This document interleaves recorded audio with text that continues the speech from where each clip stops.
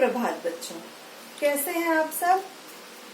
आशा करती हूँ अच्छे होंगे और सबका और अपना ध्यान भी रख रहे होंगे। हम आज अपने नए ट्यूटोरियल के साथ उपस्थित हैं एक दूसरे के सामने। आज हम पढ़ेंगे हिंदी व्याकरण। हिंदी व्याकरण में आपका एक ही पाठ अब बचा है जो कि मैं आज शुरू करने जा रही हूँ। पाठ 12 संधि। संधि किसे कहते हैं? संधि कहते हैं दो वर्णों के मेल को। और संधि का अर्थ क्या होता है? जोड़ना या योग करना, मिलाना। ठीक है, तो देखिए हम इससे समझते हैं। पाठ 12 है आपका संधि। संधि किसे कहते हैं? दो वर्णों के मेल से जो विकार उत्पन्न होता है उसे संधि कहते हैं। उदाहरण, सुर जमा ईश सुरेश, प्रति जमा एक प्रत्येक। देखिए इससे आप क्या समझते हैं कि यदि अगर हम कहें कि अब इसको जोड़ा कैसे जाएगा, इसको जोड़ा कैसे जाता है, तो हम वर्णों का जब मेल करते हैं तो दो वर्ण उनको मिलाते हैं। जैसे बीच में ये जमा का निशान लगा है, जमा से पहले का जो शब्द है उसके आखिरी वर्ण और जमा के बाद का जो शब्द है उसका पहला वर्ण। जब हम कोई पजल बनाते हैं तो हम उसको जोड़ते हैं तो वो ऐसे जुड़ता है ना, तो जो जमा से पहले है और जो जमा के बाद पहला वर्ण है उन दोनों को मिलाएंगे, उससे हम संधि बना सकते हैं किसी शब्द की। मतलब किसी शब्द को दो शब्दों के मेल, दो वर्णों का मेल करेंगे तब वो संधि बन जाएगी। ठीक है, इसके बाद आता है आपका संधि विच्छेद। संधि विच्छेद, देखिए विच्छेद का मतलब क्या होता है? अलग करना, ठीक है, या तोड़ना। तो संधि से बने शब्दों को अलग अलग करना संधि विच्छेद कहलाता है। समझ आया आपको? संधि से बने जो शब्द होते हैं, जैसे कि हमने यहाँ सुरेश बनाया, उसका विच्छेद हम करेंगे तो सुर जमा ईश। या हमने गणेश शब्द लिया, उसका हम विच्छेद करें गण जमा ईश। ठीक है, तो हम उसको तोड़ रहे हैं, एक शब्द को हम तोड़ देंगे तो वो हम कहलाते हैं, उसको हम कहते हैं संधि विच्छेद।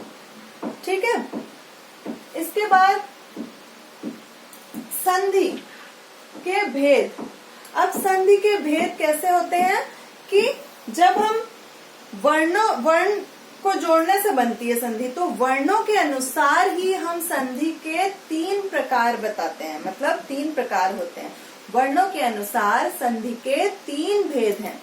पहला है स्वर संधि, दूसरा है व्यंजन संधि, तीसरा है विसर्ग संधि।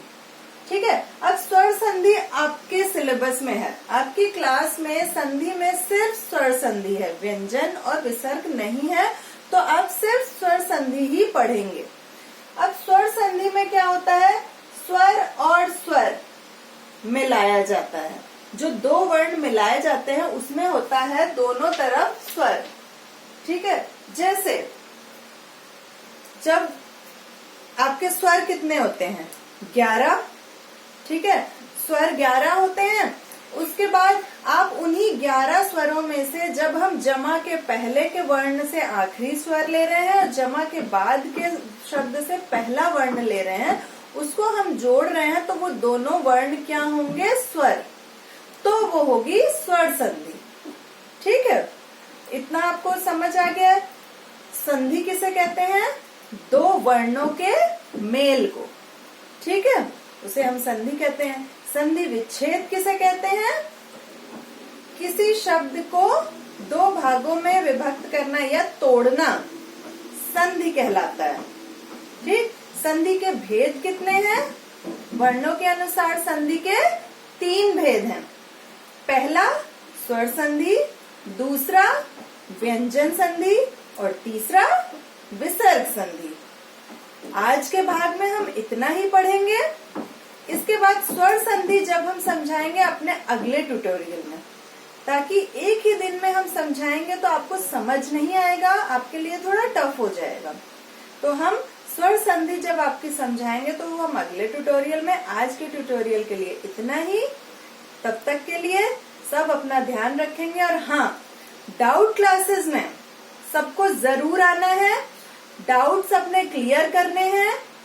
अधिक से अधिक संख्या में बच्चे उसको ज्वाइन करें डाउट क्लासेस को। आपकी डाउट क्लासेस होती हैं वेडनेसडे बुधवार को, तो कोशिश करिए कि ज्यादा से ज्यादा लोग आए। डाउट नहीं भी है तब भी आप अपनी उपस्थिति उसमें दिखाएं, क्योंकि बच्चे जो पूछ रहे हैं उसको मैं बता रही हूँ।